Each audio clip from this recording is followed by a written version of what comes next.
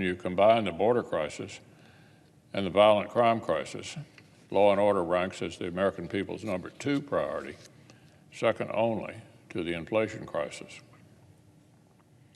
While Democrats' economic policies have waged war on working families' financial security, their soft on crime policies have eroded America's physical security. Cities, towns, and neighborhoods across the country are reeling from a wave of violent crime.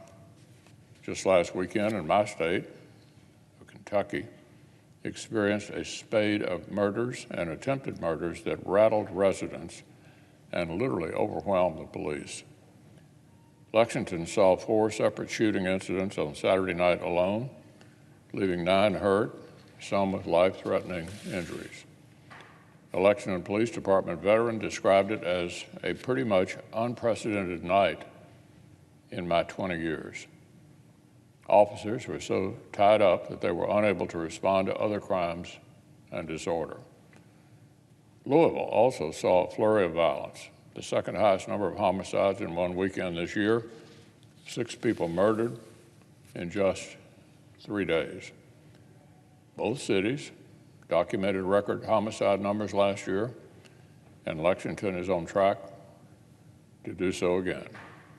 For Louisville, this is the 3rd consecutive year of triple-digit killings.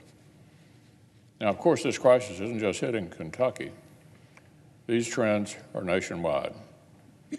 For years, the far left has impugned the motives and honor of police officers and taken aim at their funding.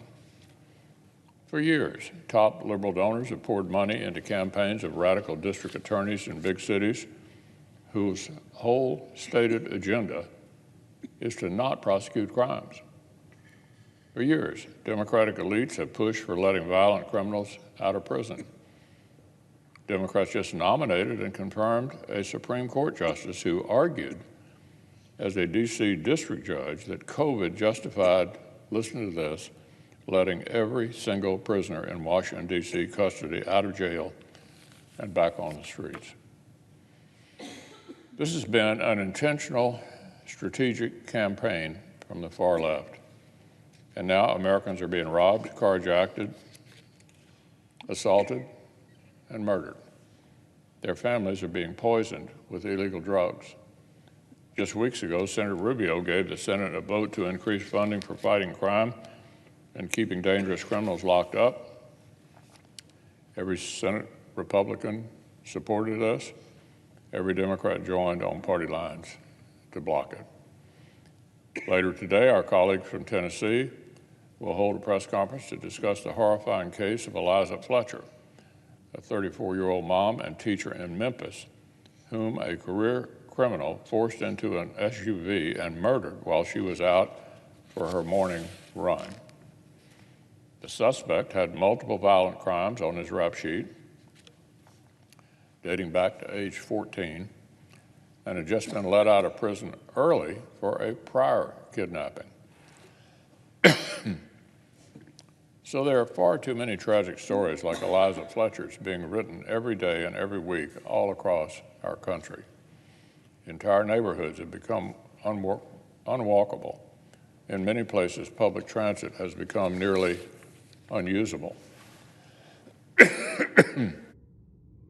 A few months ago, the Washington Post profiled one day in the life of a female immigrant bus driver in Denver who gets screamed at and threatened by lunatics on a daily basis.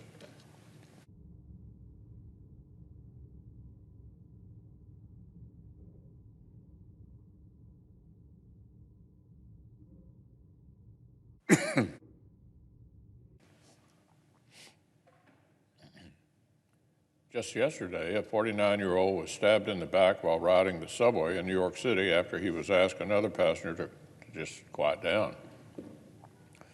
Our Democratic friends like to talk about fairness and compassion. There's nothing fair, compassionate about letting cities descend into violence and chaos.